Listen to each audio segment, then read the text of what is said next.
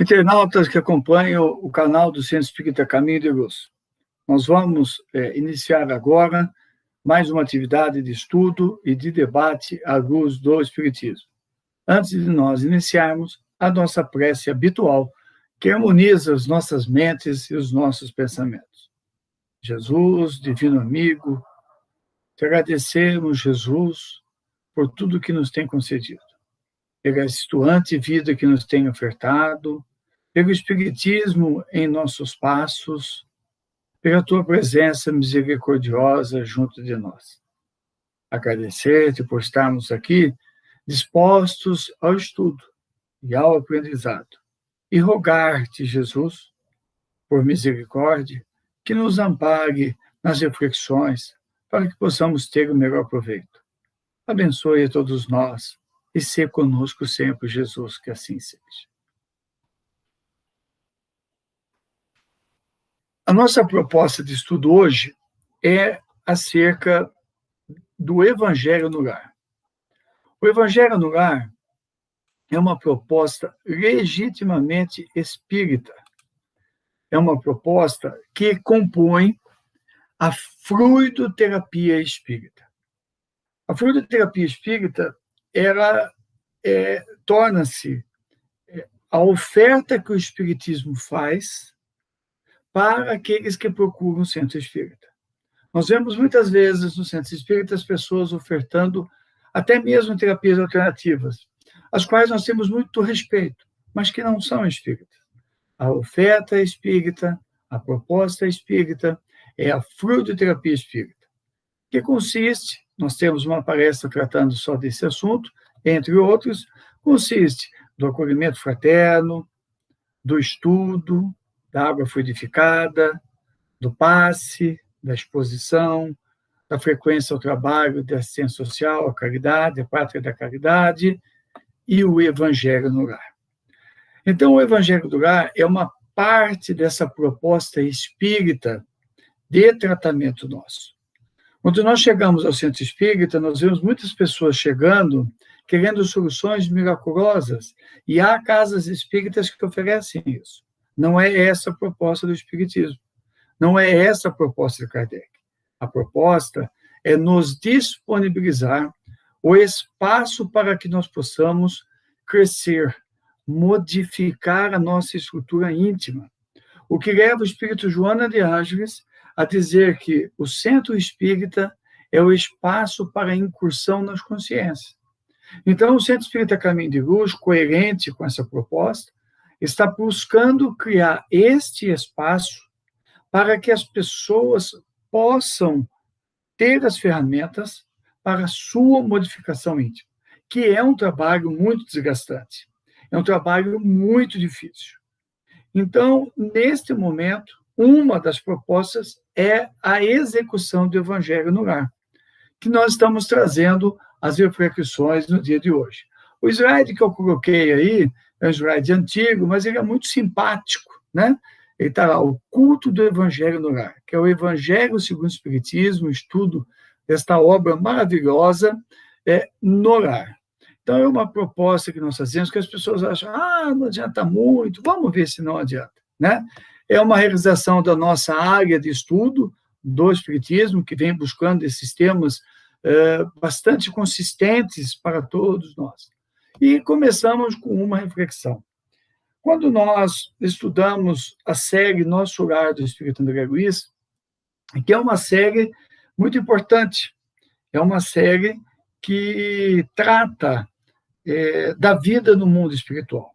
O Espírito André Luiz, após ter desencarnado na primeira metade do século XX, ele é convidado a apresentar a sua experiência no plano espiritual. E ele vai descrevendo a sua vida no mundo espiritual.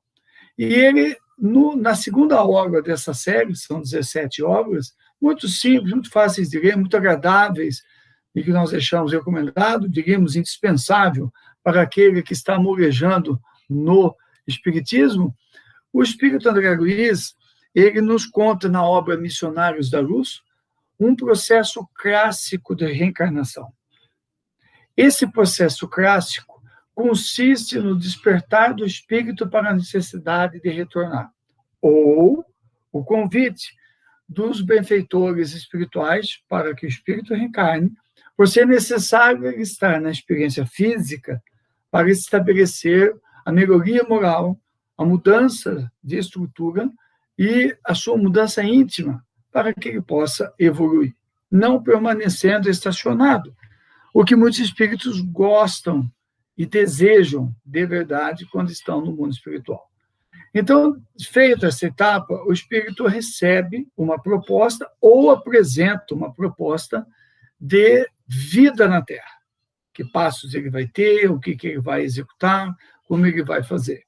E aí ele apresenta essa proposta, os benfeitores, evidentemente, contrapõem e colocam, e dentro desse processo chega-se um resultado de uma proposta de vida, etapas que ele vai seguir enquanto estiver encarnado, para que ele cumpra com aquilo que está previsto, as tarefas previstas, resgate aquilo que está previsto, ele precisa de um veículo físico. Então, ele é levado a um laboratório onde estão expostos diversos corpos, feminino e masculino, que respondem pela proposta dele, onde vai ser verificado qual o melhor organismo, qual a estrutura física, a musculatura, se é um corpo feminino, um corpo masculino, né? Como é que deverá ser, e sempre casando com os pais, que eles serão pais. Então, nesse processo, já fica meio que definido a família que ele necessitará ter ou não na sua jornada espiritual. Considerando um caso clássico, vamos considerar que ele esteja reencarnando, que é o caso do livro Missionários da Luz, uma família. Então, foram identificados 2 espíritos com os quais ele tinha problemas que ele precisava resgatar. Precisava se ajustar com aqueles espíritos para seguir em frente. Então, feito todo o planejamento, os pais foram chamados, foram convidados, os espíritos fizeram promessas de se ajudar mutuamente, esquecer as antigas desavenças, discórdias. E então, os pais vêm primeiro para a reencarnação, naquele caso veio primeiro o pai, depois veio a que seria a mãe, né? Passa o tempo de namoro, consórcio, aí o espírito prepara-se para voltar. O que nós queremos tirar dessa história, que é longa, praticamente quase que o livro todo, o que nós queremos tirar? A importância da família. O entendimento de que o processo reencarnatório não é a iuris, não é ao acaso. É um processo que tem base, que tem um porquê. E nesse processo, nós vamos verificando a importância do lar, porque o espírito está reencarnando normalmente com espíritos que não lhe são afins, que têm discórdias. E o lar é o espaço onde isso vai se trabalhado. E nós vamos buscar ainda Kardec em O Livro dos Espíritos, quando ele pergunta aos espíritos qual a missão mais importante do espírito na Terra. E os espíritos respondem: a paternidade, deixando claro o valor da paternidade em consequência do lar. E aí, no Evangelho segundo o Espiritismo, capítulo 14, item 8, que está colocado aí, nós trouxemos esse texto, que é o momento que se trata, nesse capítulo, sobre a parentela corporal e a parentela espiritual. Então, nós vamos ver o que eles dizem. Os que encarnam numa família, sobretudo como parentes próximos, são, as mais das vezes, espíritos simpáticos, ligados por anteriores relações, que se expressam por uma afeição recíproca na vida terrena. Mas também pode acontecer que sejam completamente estranhos uns aos outros esses espíritos, afastados entre si. Olha só que importante, gente.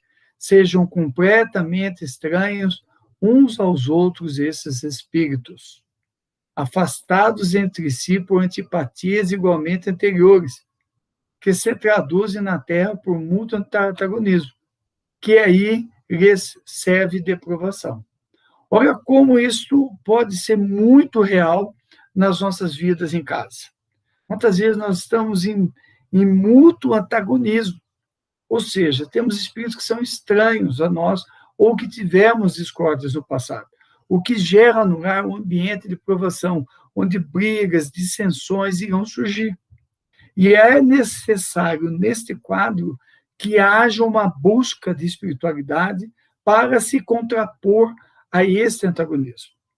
Vejam como é importante o lar na Terra. Muita gente não tem percebido isso. E vemos posturas hedonistas, materialistas, muito em voga hoje, dizendo que a família é um instituto falido. Ao contrário, a monogamia e a família, dizem os Espíritos no livro dos Espíritos, é um sinal de evolução espiritual. Estamos saindo do estado animal para o estado hominal, onde o homem ele tendo livre-arbítrio, ele tem as condições de estabelecer as bases de uma civilização organizada, né? E neste contexto, lá na obra 50 anos depois, o Espírito Emmanuel diz: se um homem é a partícula divina da coletividade, o lar é a célula sagrada de todo o edifício da civilização. Então, não pode ser falida essa instituição. Ela está passando por percalços diante do momento de transição, em que almas ainda vinculadas ao ódio estão se aproveitando para derrubar e contrapor-se a Jesus. Sendo lá a célula sagrada, ele precisa ser atacado, a família tem que ser atacada. Porque ela, sendo o edifício da civilização, ela evidentemente precisa ser atacada, destruída pelos antagonistas do Cristo. Por que é o edifício da civilização? Porque é no lar que o espírito dá os primeiros passos. É no lar que ele é formado. É no casal monogâmico, no casal unido, no casal que se vincula um ao outro pelos laços do amor, é que o espírito é encaminhado, que o espírito é levado ao seu caminhar, a ter contato com deveres, obrigações, ter contato com os princípios, com a moral, com a ética. Vejam como é bonita a imagem da mãe amamentando. Uma imagem fantástica, porque o espírito com o olharzinho, o bebê olhando para a mãe, pode estar vendo nela alguém que ele já desenvolveu o amor, porque ela está alimentando, está cuidando dele. Então, mas aquele olhar de amor traz atrás um olhar que talvez, algum tempo atrás, fosse de ódio, desconfiança, traição, mas que a bênção do esquecimento no corpo físico permite que, naquele momento, todo aquele passado fique guardado. E, pela misericórdia divina, aquele espírito olhe para essa mulher e veja nela a sua mãe, alguém que cuida dele, alguém que demonstra amor, cuidado, carinho. E a mãe, quando olha essa criança, poderia estar vendo um desafeto do passado.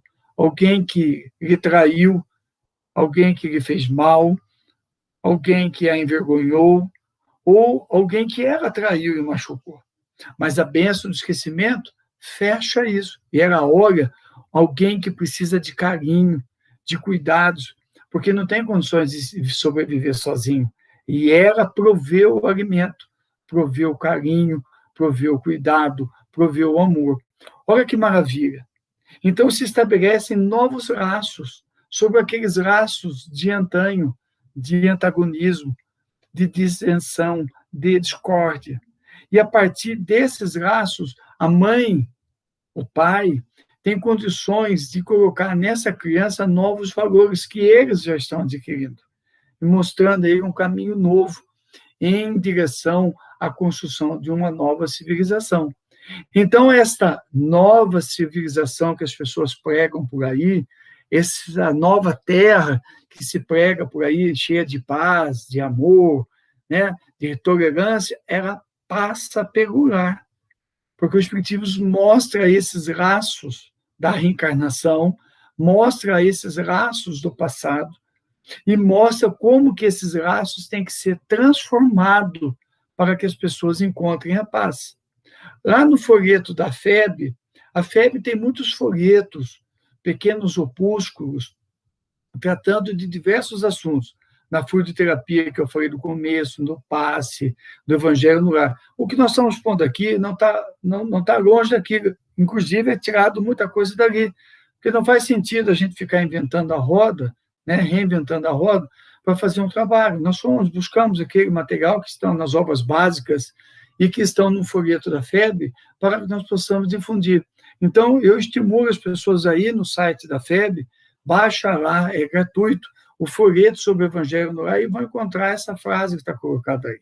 Que ela diz, a importância do lar na educação moral. Porque a função educadora, regeneradora da família é extremamente delicada e importante. A família, o grupo familiar, tem uma função educadora e regeneradora para o espírito que está reencarnado. O papel dos pais, por isso que os espíritos dizem, a principal missão nossa na Terra é a paternidade. Porque quando se atribui à reencarnação a oportunidade de ascensão na escala evolutiva. Então, olha só, educadora e regeneradora da família é uma função extremamente delicada e importante quando se atribui à reencarnação a oportunidade de ascensão através de novas experiências no campo intelectual e moral. Então, se a reencarnação promove, abre a possibilidade de ascensão na escala evolutiva, as novas experiências que o espírito precisa ter para modificar a forma como ele enxerga as coisas são novas experiências no campo intelectual e moral. Ele reencarna o espírito trazendo, muitas vezes, longos períodos nas regiões inferiores do planeta, escuras, sombrias. Muitas vezes, o salto de uma reencarnação para outra é longo, ele demanda séculos, às vezes vindo da Idade Média, trazendo a configuração psíquica e intelectual daquela época. Então, quando ele reencarna, ele é um livro em branco, mas tem aquele passado. Há um trabalho de mudança de visão de vida que o espírito precisa fazer, mas ele precisa encontrar o campo para isso. Quem o pegue na sua mão e o encaminha para isso. Quem é? São os pais, que estão ligados a ele pelos laços do passado. Ajudaram-no na queda ou empurraram-no para a queda. E agora precisam retribuir com esta missão maravilhosa da paternidade. Vejamos como é delicado e importante. Como a família cria, ganha corpo, ganha fundamento neste momento. O lar e o papel dos pais nesse processo. Porque a criança só completa a sua reencarnação aos 7 anos de idade. Esse período até os 7 anos é um momento ímpar para o pai e a mãe colocarem novos conceitos na mente do jovenzinho que está chegando, ou da jovenzinha que está chegando. E dos 7 aos 14, ele ainda estabelece uma nova base, os pais conseguem interferir, trazendo novas experiências no campo intelectual e moral. E ainda com Emmanuel, psicografado por Chico Xavier, a excelente obra O Consolador, na questão 130, que traz, a melhor escola ainda é o lar, onde a criatura deve receber as bases do sentimento e do caráter. Ela vai tendo o seu caráter moldado pelos exemplos dos pais, pelas condutas, por ver neles o sacrifício, a abnegação, a renúncia. Não é fácil ser espírita e não é fácil ser pai nos dias de hoje. Na verdade, nunca foi fácil ser pai. Né? Eu estou falando aqui com a experiência de ter 3 filhos, já adultos, criados, todos eles encaminhados. Eu sei o quanto é difícil ser pai, mas sei também o quanto é bonito você olhar para trás e ver a gama de renúncias, sacrifícios, abnegação que os pais têm que ter para dar o suporte material, o suporte moral, intelectual para os filhos. É muito mais fácil, às vezes, fugir dos compromissos, como muita gente tem feito, né? Tem tido posturas egoístas, esquecendo-se dessa proposta espírita. A mãe e o pai que contactam com o espiritismo já sabem do valor da renúncia, sabem que precisa fazer isso.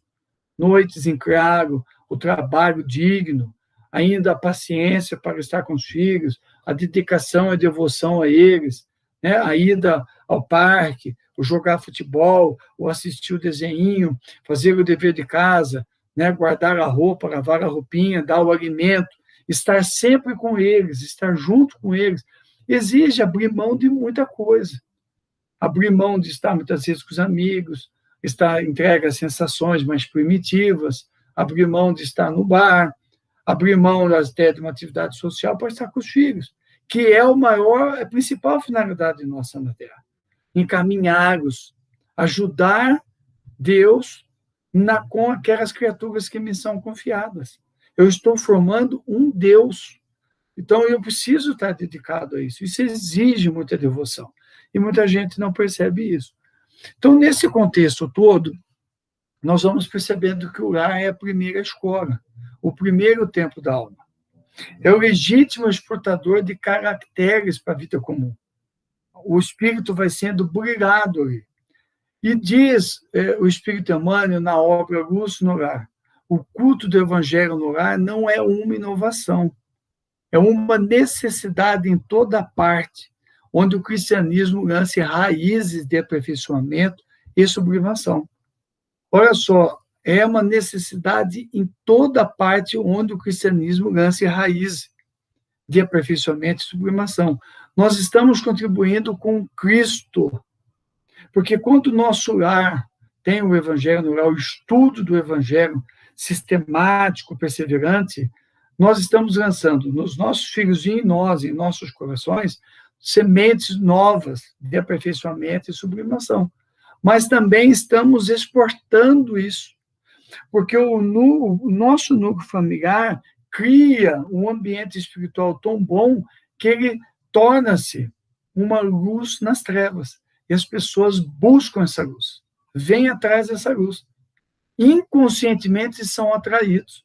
E nós vamos ter a oportunidade de ajudar as pessoas, porque nós estamos modificando. A nossa mudança não é dizendo para as pessoas que eu mudei. O Espiritismo e o Cristianismo nos falam de uma mudança interior que explode para fora. Por isso que no slide está ali, legítimo exportador de caracteres para a vida comum. Eu vou exportando para a vida comum a minha forma de pensar, de agir, de encarar os problemas, a minha forma de reagir a determinadas coisas, decisões que eu tomo, que refletem nas pessoas. Por que ele tomou essa decisão? As pessoas se perguntam que valores e princípios dirigem essa pessoa, levam ela a esse tipo de conduta. E elas querem saber, porque elas querem entender como é que a nossa vida ocorre. E aí nós vamos poder falar do Espiritismo, vamos poder falar do cristianismo. O Espírito Bezerra Menezes, ainda subsidiando o nosso falar, ele diz lá na obra Temas da Vida, né? Auxiliemos a plantação do cristianismo no santuário familiar à luz da doutrina espírita. Se desejamos efetivamente a sociedade aperfeiçoada amanhã, é preciso nós auxiliarmos a plantação. Olha como Cristo é maravilhoso, porque ele nos chama para o trabalho com ele. Ele não está preocupado com o que nós fizemos ontem, ele já sabe tudo que a gente fez. Não precisamos ficar com remorso, sentimento de culpa, porque isso não vai levar a lugar nenhum. Né? Eu com aqueles negócios, eu não tenho condições de fazer porque eu fiz isso de errado, fiz aquilo, tudo bem, ele já sabe o que a gente fez. Ele apenas nos convida ao trabalho. Lá no Evangelho de Jesus, quando ele diz assim, se queres me seguir, tome a sua cruz e não olhe para trás. Ele nos convida para o trabalho, ele nos chama para o trabalho. Então, eu vou auxiliá-lo na plantação do cristianismo, vou auxiliá-lo a aperfeiçoar a sociedade quando eu trago o estudo do Evangelho para dentro de casa. Quando eu vou transformando o meu lar num santuário do cristianismo. Pode ser que eu consiga nessa encarnação? Pode ser que sim. Pode ser que não? Pode ser que não. O mais importante é começar. Eu não sei o resultado. A semeadura é nossa. O trabalho de arar o solo é nosso. Mas a colheita é de Jesus. Me disse certa feita o eminente médium espírita carioca Raul Teixeira. A semeadura é nossa. Nós é que pegamos na enxada, cavamos o solo e jogamos as sementes do Espiritismo. Mas a colheita é de Jesus. Ele saberá o que colher. Nós vamos só fazendo o trabalho. Então, eu começo o trabalho e vou tentando fazer o que é possível. Aí sim, eu estarei contribuindo com a sociedade aperfeiçoada. Essa reflexão é muito importante, porque no dia de hoje nós temos uma polarização muito grande e vemos muitas pessoas, vamos ajudar a construir uma sociedade nova, vamos fazer uma sociedade tolerante, vamos fazer uma sociedade ambientalmente correta, onde o coletivo prepondere. Então, nós vemos muito dessas falas que, às vezes, eu questiono.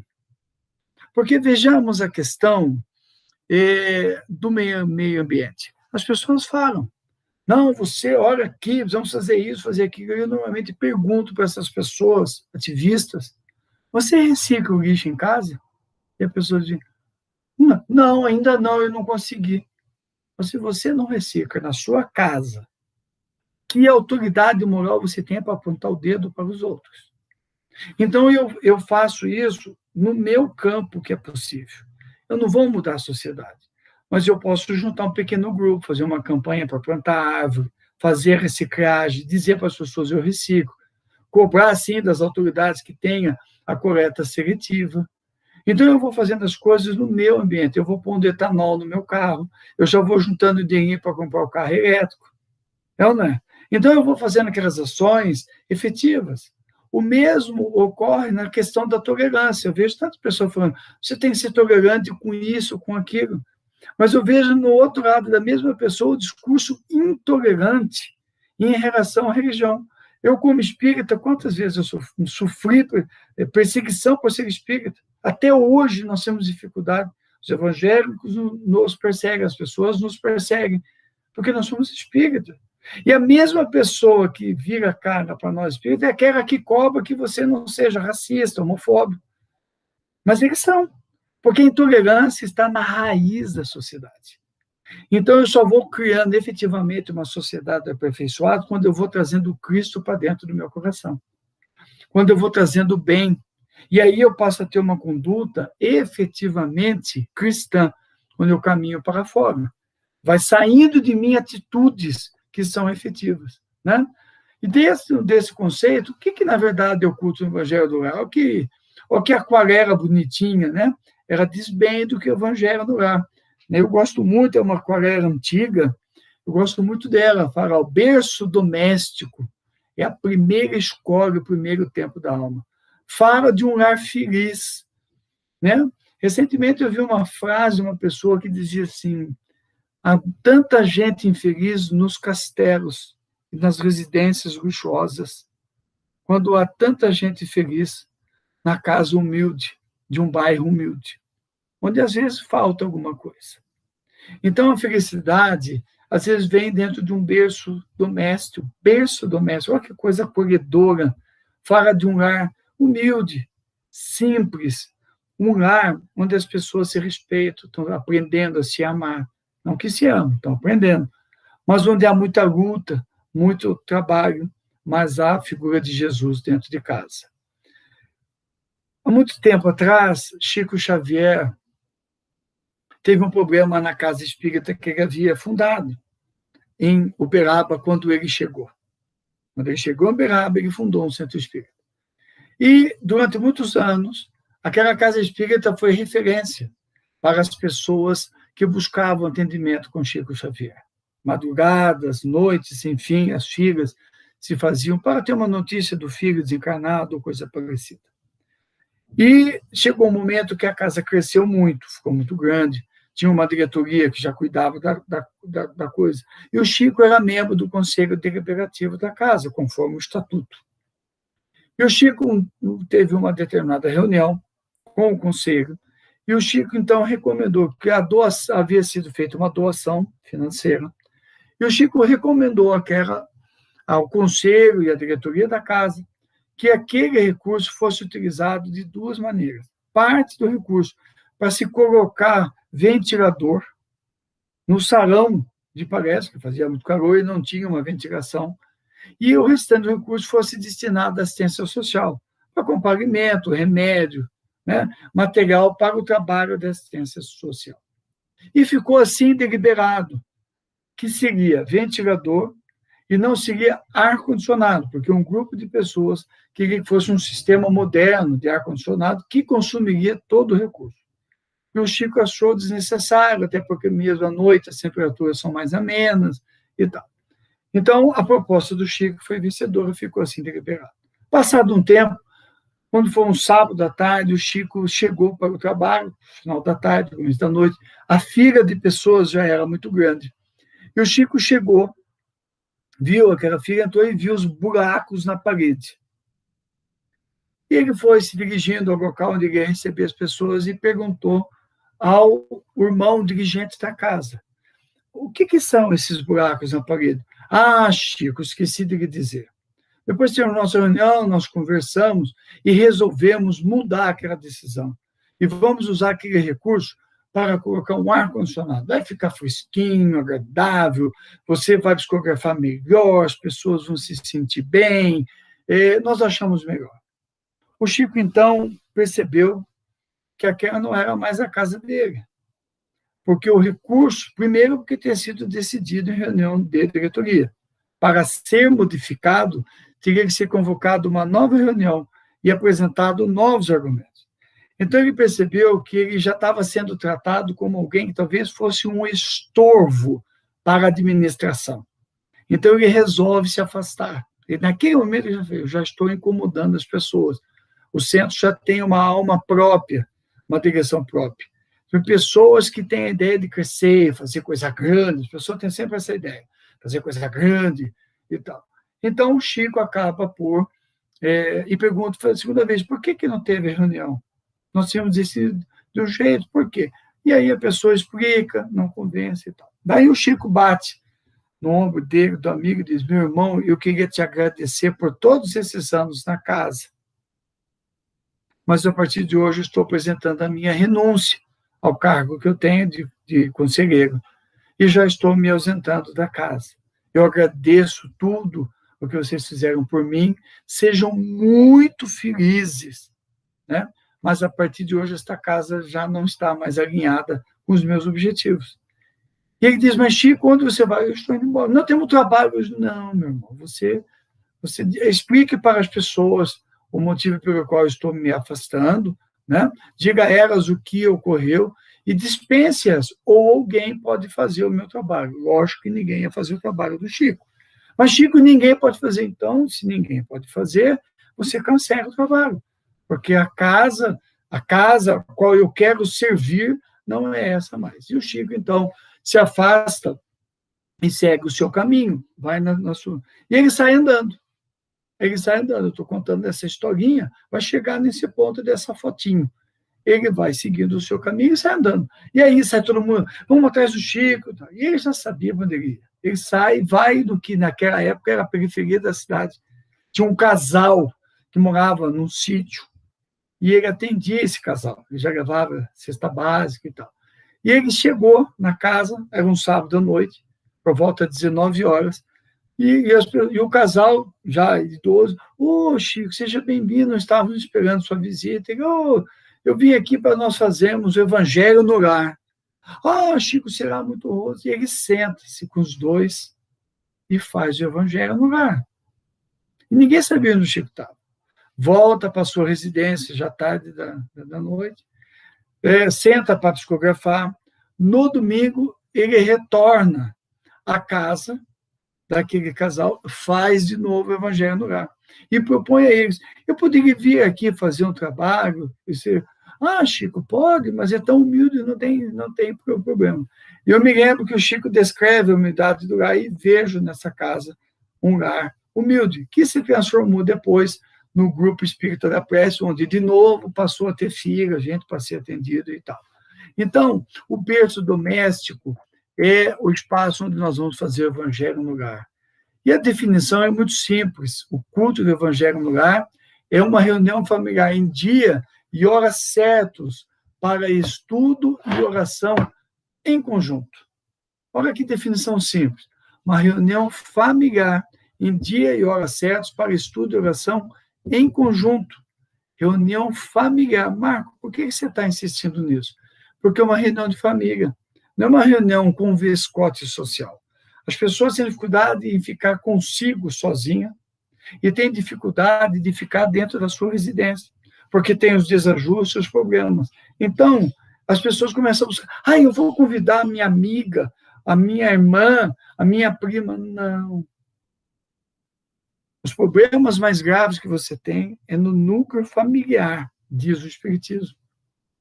Está lá em o Evangelho segundo o Espiritismo. Então, é uma reunião familiar. É eu estar de frente com a minha realidade. Quando eu começo a trazer pessoas de fora, altera a estrutura do Evangelho no lugar. Então, eu faço uma reunião familiar. Eu posso, uma vez ou outra, convidar uma pessoa? Sim. Eu posso, uma vez ou outra, ir à residência de alguém para fazer o Evangelho com ela, para ensinar a pessoa a fazer? Sim. Mas eu não posso perder de vista que é uma reunião familiar. Em dia e hora certos. Por que de hora certa? Porque nesta hora os espíritos vão verificar a nossa perseverança, vão designar um diretor espiritual para o nosso trabalho e vão trazer, eles vão ter na agenda deles, hoje é dia do Evangelho lá na casa da Maria. Vamos levar esse grupo de espíritos para ouvir os comentários e para orarem juntos. Olha que importância. Olha que importância. Então, dia e hora certo para o estudo e oração em conjunto. Todos os membros da família, se possível, participam. Mas o meu filho, ele é pequeno, ele não quer, eu não quero impor para ele. Hipocrisia. Hipocrisia. Porque quem conduz os filhos, a responsabilidade é nós. Deus confiou o Espírito para nós. Nós vamos formar o caráter religioso dele. Ele está esperando isso de nós. Ele se comprometeu conosco e nós nos comprometemos com ele antes de reencarnar. Então, eu vou chamar você, vai participar sim, porque agora é a hora disso. Tem a hora de assistir o desenho, tem a hora de assistir o filme, a série de Netflix, o jogo de futebol. Agora nós vamos estudar o Evangelho. Porque muitas vezes, quando o filho não quer porque já tem alguém no ouvido dele buzinando para ele não ir e puxando ele para o outro lado. Essa dimensão espiritual do lar é que nós temos que enxergar.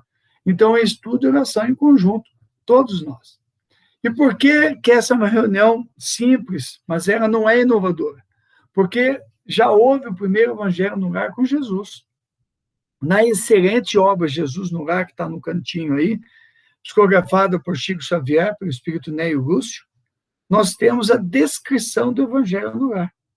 Durante muito tempo, no Evangelho no lar em casa, nós estudamos essa obra, que eu recomendo, porque ali o espírito Neio Lúcio descreve como eram as reuniões, particularmente nas casas de Simão Pedro, em Cafarnaum, e na casa de Lázaro, em Betânia, quando Jesus vinha dos afazeres diários, se assentava e comentava com eles temas do cotidiano e deixavam seus ensinamentos. Então, Jesus já fazia o Evangelho no lar, né? E quais as finalidades que Jesus fazia? E quais as finalidades que o Espiritismo nos traz? Estudar o Evangelho de Jesus à luz do Espiritismo para atingir o aprimoramento moral. Criar o hábito de reunir-se em família para estudar o Evangelho e desenvolver a fraternidade. A higienização espiritual do lar, quando nós oramos juntos e oramos, os bons espíritos se apresentam para sanear o nosso lar e elevar o padrão vibratório de todos nós. Todos nós somos abençoados com isso. E exemplificar o Evangelho, porque as pessoas vão vendo que o nosso núcleo familiar é um ponto de luz. Percebamos essa questão do ponto de luz. Né? De repente, no meio das trevas, no prédio onde eu moro, alguém começa a orar. E os bons espíritos se apresentam. Quanto benefício, porque essa oração, essa vibração, isso é fluido, é radiação. Olha como isso vai, né, física, isso vai se ampliando. E as pessoas que moram nos apartamentos do lado, nas casas do lado, vão se beneficiando. Os espíritos que estão do lado, atazanando a vida alheia, vão vendo, olha, o que tem ali? Eu vou ver lá o que tem. E vem, e começa a ouvir. E verifica, poxa, não tinha pensado nisso. E nós vamos contribuindo com Deus, com Jesus, a despeito das nossas dificuldades. Mas a perseverança em fazer vai transformando aquela luz em alguma coisa. Então, qual a necessidade do Evangelho, né? Para atender a tudo isso. Lógico que nós temos problemas familiares. Qual de nós que não tem problemas familiares? Qual de nós que não está a braços com os problemas familiares? Né? São os antagonismos do passado, ou questões financeiras, ou questões de saúde, ou outras questões, como a desarmonia conjugal. É um casal que está perdendo os laços, um cônjuge que já não tem a mesma afeição pelo outro, um terceiro ou terceira que adentra para o cônjuge, tentando destruir, né? Alguém do passado, às vezes, que vem e tenta trazer os laços de afeição do passado, tentando reconquistar um dos dois, e aí geram as traições, né? As convivências, e tudo isso vai surgindo, né? E isso interfere na educação dos filhos, que é muito difícil. Os desajustes que ocorrem são os antagonismos do passado que surgem, ou a estrutura de caráter, de moral do espírito que é meu filho, que precisa de correções e geram as discussões para que se faça a correção, e preciso que se faça as correções. Os pais se desgastam, eu vejo muitas vezes pais que, deixa para lá. Não, deixa não. Desgaste-se, corrija, né? Corrija, eduque. É difícil corrigir o filho, é difícil o embate com os filhos, é difícil para o pai, para a mãe, seja em qualquer idade dos filhos, a correção, mas é preciso que haja. Então surgem os desajustes, o clima fica pesado, o ambiente fica ruim, né? Porque a gente tem que debater, tem que discutir, sim, tem que chamar, senta aqui, ó, vem aqui, não gostei do que você fez na casa da pessoa, não gostei do comportamento. Eu me recordo da minha mãe, eu sou mais novo de 5, minha mãe era uma baixinha, brava, que só vendo. E minha mãe, quando eu estava em visita, na época, a nossa atividade social era visitar a casa dos outros. Vamos na casa da dona fulana. Normalmente tinha um bolinho, né, um cafezinho, um suquinho, alguma coisa diferente, alguma guloseima, né, para nós saciarmos a nossa voracidade. Então, a gente ia para conhecer, às vezes, essa pessoa que a gente visitava tinha filho, não, criança da mesma idade, a gente brincava, era o momento social, não era que nem hoje, não, era diferente. Mas, muitas vezes, a gente não podia falar. A minha mãe tinha o hábito de visitar um casal antigo, né, naquela época, aquele casal era do começo do século, né, então eles tinham 80 anos naquela época, vinham do século XIX ainda. Imagina a gente visitando, ela chamava Dona Albertina, ia visitar a Dona Albertina, não podia mexer no sofá, porque para a Dona Albertina, criança educada é criança ficava quieta. E eu imagino, eu irrequieto, querendo falar para pelos cotovelos, parado ali, e minha mãe só olhando. E eu me lembro que uma vez eu fui mexendo no negócio, botei o dedo, minha mãe olhou e eu voltei. Quando chegou em casa, já levei um croque, puxão de orelha, que era assim naquela época, e minha mãe disse, eu já falei que não é para mexer, para ficar quieto. Então, ela foi e corrigiu do jeito dela. Eu não estou entrando no mérito da questão, que a Vera, a Dona Bertina era isso, aquilo, não é isso. Eu estou dizendo que a minha mãe e as mães atuavam e atuam, as boas mães, para corrigir. Minha mãe teve desgaste em fazer aquilo. Várias vezes eu vi minha mãe sofrendo, né, por corrigir, por atuar, cansada, desgastada, né? Mas é isso aí. Vi a minha esposa com desgaste para corrigir os filhos muitas vezes. Então, isso faz parte, esse ambiente vai ficando pesado. Depois tem os vícios do cônjuge, o álcool, que as pessoas insistem em consumir álcool, né? Insistem em tomar o álcool, apesar de já ter sido dito por várias vezes os malefícios do álcool, né? O vício do cigarro, que as pessoas insistem, né? E outros vícios do remédio, das drogas, por tudo isso que vai por aí, as doenças e as obsessões que surgem aqui, surgem lá. Nós vemos que, como diz Divaldo Franco, né, ou melhor, como diz o espírito Ney Lúcio na obra Jesus no Lar, A paz do mundo começa sob as telhas a que nos acolhemos. Se não aprendemos a viver em paz entre quatro paredes, como aguardar a harmonia das nações? E eu volto ao raciocínio anterior. Né? As pessoas pregam muito a paz, mas não buscam a paz dentro de si ou no próximo mais próximo. As pessoas são egoístas em relação aos seus familiares. Homens e mulheres que abandonam a família, abandonam a educação dos filhos, deixam os filhos serem criados pelo mundo sob o falso conceito de liberdade. E não é isso. Liberdade é você ter condições de você fazer as suas escolhas, as melhores escolhas. E só tem condições de fazer escolhas quem tem um caráter bem formado, né? Quem tem a estrutura bem formada, quem entende o propósito da vida. O jovem formado no propósito da vida, da reencarnação, com o conceito da mortalidade da alma, é um jovem que tem propósito de vida e sabe que está de passagem, faz as escolhas adequadas. Mas, para isso, precisou que os pais botassem ele sentado para estudar.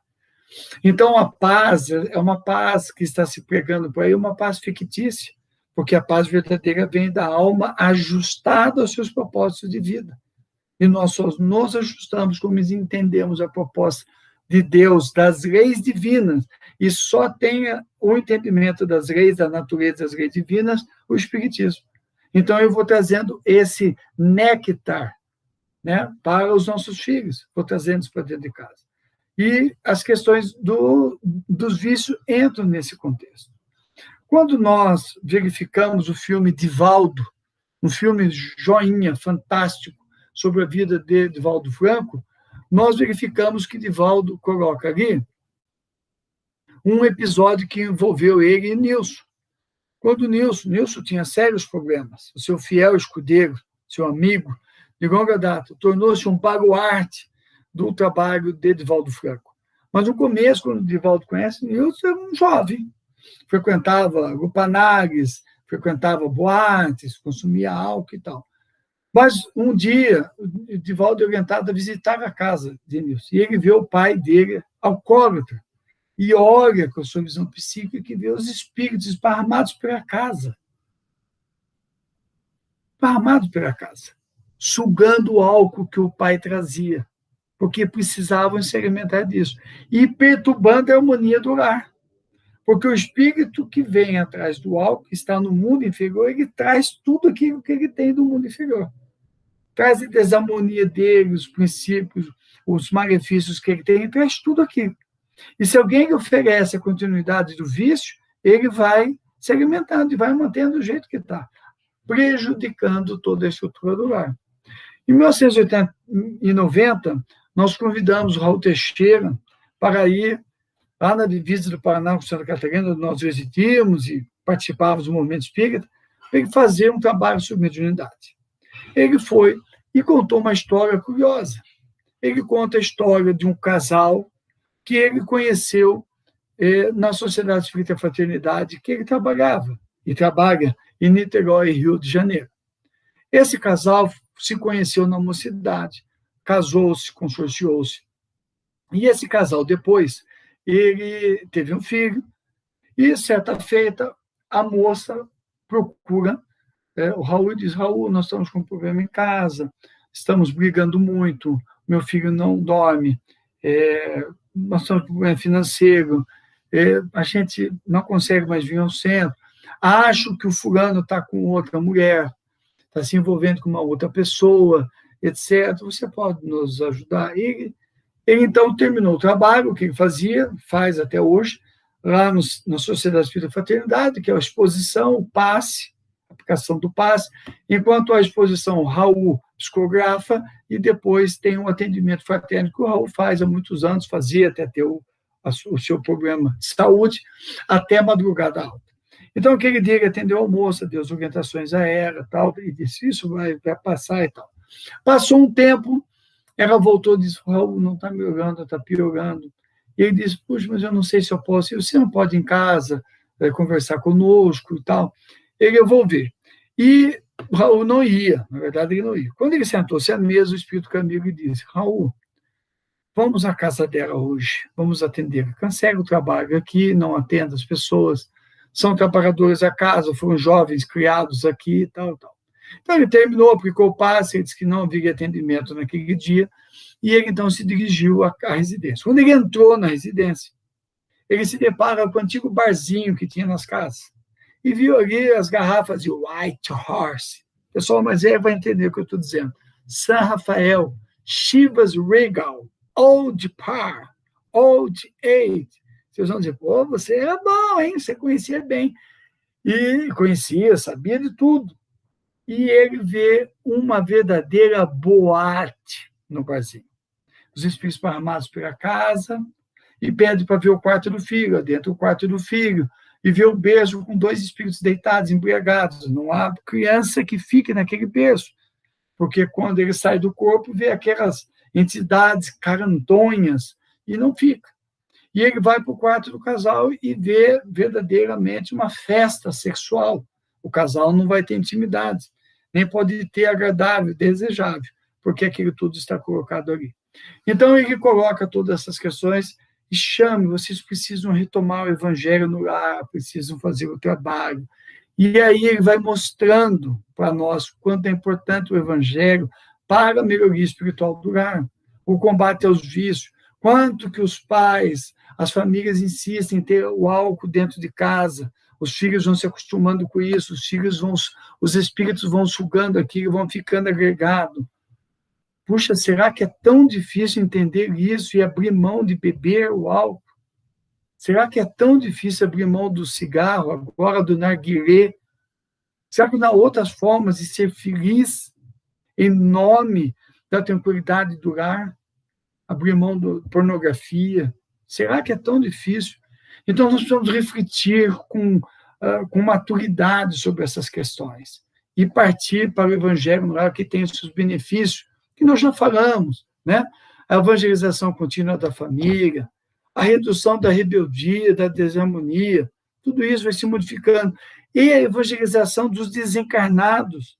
Aos poucos, nossos afetos vão vindo, vão refletindo, vão tendo as suas condutas, vão convivendo com os bons espíritos que estão ali e vão evitando, vão atenuando as obsessões, vão vendo que a gente está tentando, que a gente não mudou, mas que nós estamos tentando melhorar.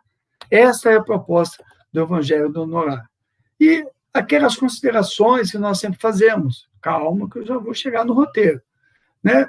Que Jesus nos alertou, sempre quando 2 estiverem reunidos em meu nome, eu aí estarei. Né? Já falamos dos exemplos de André Luiz, olha as obras de André Luiz, sempre tem um exemplo da utilização de um núcleo, de uma casa que tem evangelho no lar com perseverança, que faz todo dia. Tem famílias que estão fazendo há 50, 60 anos. Tem hoje famílias que estão fazendo online o casal, os filhos que já estão casados na sua residência e os netos que já estão casados na residência deles. Faz o Google Meet e continua fazendo evangelho. Olha que coisa importante. Veja como nós vamos construindo por camadas a cristianização da sociedade, a construção de um mundo de paz, de pessoas melhores, com essa atividade de meia hora por dia. E os espíritos vão trazendo, né? Vão trazendo quantidade de espíritos interiores, nós estamos contribuindo. Soma todos os lares que estão fazendo espíritas e o quanto nós já estamos a caminho com Jesus, né? Então, isso traz proteção espiritual ao lar, saneamento físico, espiritual, gera harmonia, né? Aquela questão da parentela espiritual e corporal que nós colocamos lá do capítulo 14, tudo isso que nós trouxemos, né? Tudo isso que nós apresentamos, e fica muito importante para nós. Quem dirige? O pai ou a mãe, o que tiver melhores condições naquele momento, um dos dois vai atender e vai coordenar o trabalho, né? Quando tiver alguém, um filho que já é adulto, que tem maior conhecimento, não tem problema. O desejável é que tenha algum conhecimento para coordenar o trabalho. Ainda algumas considerações, disciplina, eu já falei, hora de lugar para fixar são fundamentais, pelo que nós já explanamos, né? E a seleção das obras espíritas, eu vou colocar mais à frente, a serem utilizadas. Não é obra não espírita. Fora do Evangelho, deve-se ler, existem ótimas obras de autoajuda, de conteúdo filosófico, mas ali é leitura espírita, porque as obras espíritas são fundamentadas nos princípios espíritas. As pessoas têm a mania de trazer, eu achei ótimo aquilo. Não, leia a obra espírita, à luz de Kardec e de Jesus. As pessoas precisam ser disciplinadas nisso. Por que a pessoa fica buscando outra obra? Porque a obra espírita toca na questão do espírito. E isso mexe com o inconsciente da pessoa. Ela está diante do muro psicológico dela e ela começa a querer fugir. Aí eu vi isso aqui que é ótimo, mas não é o que ela precisa ouvir, que está na lição. Porque se é feita a leitura na ordem sequencial, os espíritos vão pegar antes o que vai ser lido, estudado, e vão trabalhar aquilo. Eles vão trabalhar aquela questão para que a pessoa possa ter algum benefício. Vão aproveitar o debate para aprofundar a reflexão. Então, é obra espírita, não é outra obra. Com a duração de 30 minutos, sem transe mediúnico. E atendendo aos imprevistos. Como que eu atendo? Sempre que alguém falar, temos tal atividade, domingo à noite, por exemplo, que é o evangelho meu em casa, há 300 anos. Por que domingo à noite, Marco? Porque acabou o final de semana e vai começar a próxima semana.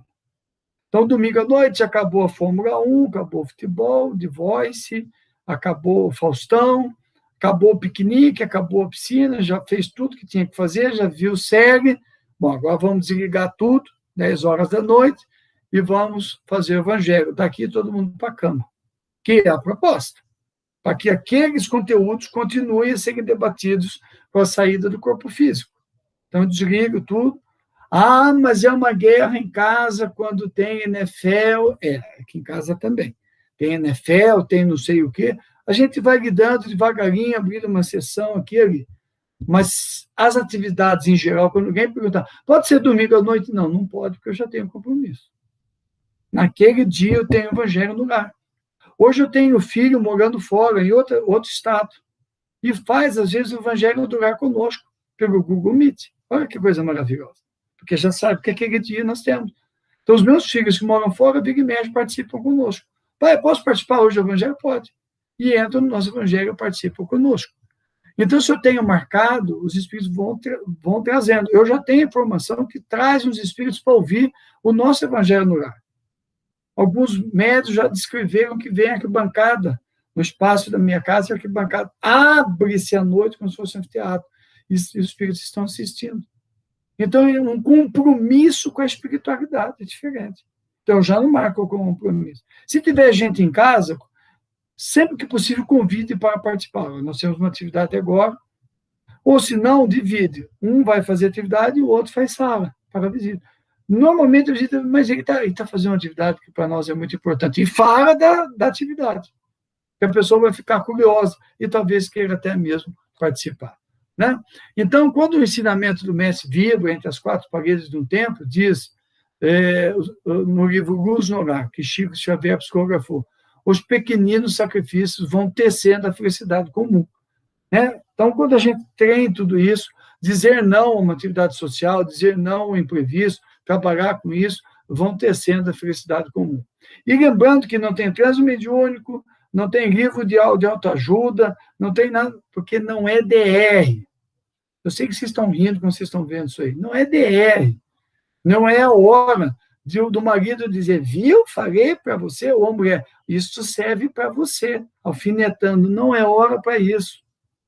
Cada um vai absorver o conteúdo e vai fazer a sua melhoria íntima, sem apontar o dedinho para o outro. Cada um vai enfiar a carapuça que lhe compete, sem ficar mostrando o dedinho para o outro, criando um ambiente desnecessário. Tá? Não é DR, não é bom isso. Faça comentários na periferia, com muito cuidado, né? Com muita tranquilidade, faz aqueles comentários e parte para a oração, como nós vamos ver. Já dissemos isso, estamos insistindo, de horário adequado, certo? A todos os familiares, procura fechar o domingo à noite, normalmente ninguém tem nada, é um dia que não tem nada, né? Eu tentei outros dias e tal, não dá certo, né? Eu vi que não dá. O domingo, eu acho que já faz 30 anos que em casa é domingo à noite, às 10 horas. Foi o melhor dia, todo mundo, ninguém tem nada, ninguém tem desculpa, né? Então, outro dia tem que estudar, tem que trabalhar, tem não sei o que, nós colocamos ali. E o roteiro? Muito simples. Prece inicial simples e espontânea. Simples. Pelo amor de Deus, gente, não é prece de 200 horas. É simples. Lá no Evangelho segundo o Espiritismo, tem capítulo só sobre prece espírita que ele fala sobre isso. No Livro dos Espíritos, Kardec pergunta aos espíritos e eles dizem louvar, agradecer e pedir. LAP. Anota aí, ó. LAP. Nunca mais você vai esquecer. Louvar, louva a Deus, a Jesus, agradeço por tudo que eu tenho e peço. Simples e espontâneo. Não é aquela coisa de 2 horas. Leitura, e coloca os filhos, à medida que vão ficando maiorzinhos, para fazer a prece, para aprender a fazer. Para eles aprenderem a fazer a precezinha deles. Pequenininho, humildezinha, simples, mas de muito conteúdo emotivo. Coisa linda ver os filhos com as mãozinhas ali, eles sentam, fecham os olhinhos e fazem oração. Coisa linda, coisa maravilhosa. E leitura de outro livro, doutrinários. Nós vamos ler quais livros? Da série Fonte Viva do Espírito Emmanuel, que nós tecemos comentários sobre ela lá em Dicas de Leitura Espírita, está no nosso canal. Vai lá e dá uma olhadinha o que nós falamos sobre isso, que é Caminho, Verdade e Vida, Pão Nosso, Fonte Viva, Vinha de Luz, Ceifa de Luz. Mais o livro Agenda Cristã, do Espírito André Luiz, Conduta Espírita, do Espírito André Luiz, e Jesus no Lar, do Espírito Ney Lúcio, que são livros excelentes para a abertura do Evangelho. Então, lê-se aquilo ali, traz orientações para o dia. Todos esses livros trazem muito conteúdo para o nosso dia a dia, para a nossa conduta no trabalho, na sociedade, no lar. Reflexões que ficam na nossa mente. Então, a gente lê esse texto e comenta. Começa lá lendo, pode começar a Agenda Cristã, depois Conduta Espírita, depois Jesus no Lar e depois a série Fonte Viva na ordem. Quando terminou o último da série Fonte Viva, volta para a Agenda Cristã de novo. Aqui em casa, acho que está na 4ª passagem disso tudo. E aí a gente vai até o fim e volta para o começo. Entendeu? E vamos lendo, vamos ver. Mas lê tudo de novo. Não é tudo de novo, não. E quando você lê de novo, você vai ver que você não tem entendido antes. Tá? Eu acho que tem livro aqui em casa que está na 4ª vez e eu me surpreendo. Caramba, eu não tinha entendido isso. Eu estou mais velho, eu estou mais maduro, estou numa outra fase da minha vida. Caraca, eu não tenho entendido. Então, terminou de ler isso, parte para os comentários. Tá ok? Vai fazer os comentários breves. E aí, sim, a leitura do Evangelho segundo o Espiritismo. Sequencial. Marco, disseram para mim que abriu ao caso. Não, o Evangelho no Lar é sequencial. Por quê? Porque o Evangelho segundo o Espiritismo tem uma estrutura pedagógica que Kardec estruturou. Tem um porquê dos capítulos estarem naquela sequência. Lá, num vídeo que nós gravamos sobre o Evangelho segundo o Espiritismo, nós colocamos isso aí. Tem toda uma sequência que eu não vou roubar tempo aqui. Até para você ficar curioso e ir lá ouvir o que nós falamos sobre o Evangelho segundo o Espiritismo. Vai lá no nosso canal, dá uma passagem e ver lá o que nós falamos sobre o Evangelho segundo o Espiritismo, onde nós mostramos a estrutura didática, pedagógica. Então, eu vou lendo na sequência. Terminou o último capítulo, eu volto de novo e começo. Depois faço os comentários, né? Vou lendo um trechinho por semana, um trechinhozinho, faço os comentários, né, sobre o texto que foi lido e vamos para a prece final.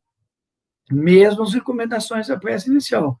Simples, espontânea, vibro, eu agradeço a Deus pelo Evangelho, né, em nossas vidas, a gente vai agradecendo por tudo que nós temos na vida, né, agradecemos pela presença dos nossos guias espirituais, pelos benfeitores, pelos espíritos que estão ali, passo a pedir pelo nosso lar, pelo espaço físico, pelo entorno, né? Passo a pedir, se o filho mora fora, peço pelo meu filho, pela minha nora, pelo meu genro, pelos meus netos, vão envolvendo a todos. Se eu tenho alguém doente, eu vibro por esse alguém doente. Eu imagino Jesus, sempre imaginando Jesus envolvendo a todos. Faça esse exercício, imaginar Jesus entrando dentro do lar, aquela luz bonita, gostosa, né? Pelo lado que estão com problemas, né? Vibrando pelos nossos filhos, pelos que estão doentes. E aí eu vou fazendo isso de uma forma... Também não pode ser um livro de 800 páginas para cada os nomes de 800 pessoas. É bem restrito. E no final eu peço por todos nós e encerro. Tá? Enquanto isso, eu posso pedir para alguém da família de estender as mãos sobre a água que está colocada nos copos em cima da mesa. E coloco as mãos fluidificando a água. Existe uma teoria, e ela é fato, de que a água de toda a residência já está fluidificada quando nós estamos fazendo oração. Mas o copo colocado para cada um, ele traz o remédio que cada um precisa. Então, eu coloco uma situação de estendo as mãos, os fluidos vão sair, eu vou magnetizar a água, como está na obra A Gênese, de Allan Kardec, e em O Evangelho segundo o Espiritismo, quando se trata da questão da prece espírita. Então, eu vou magnetizar a água para que cada um possa se beneficiar dela.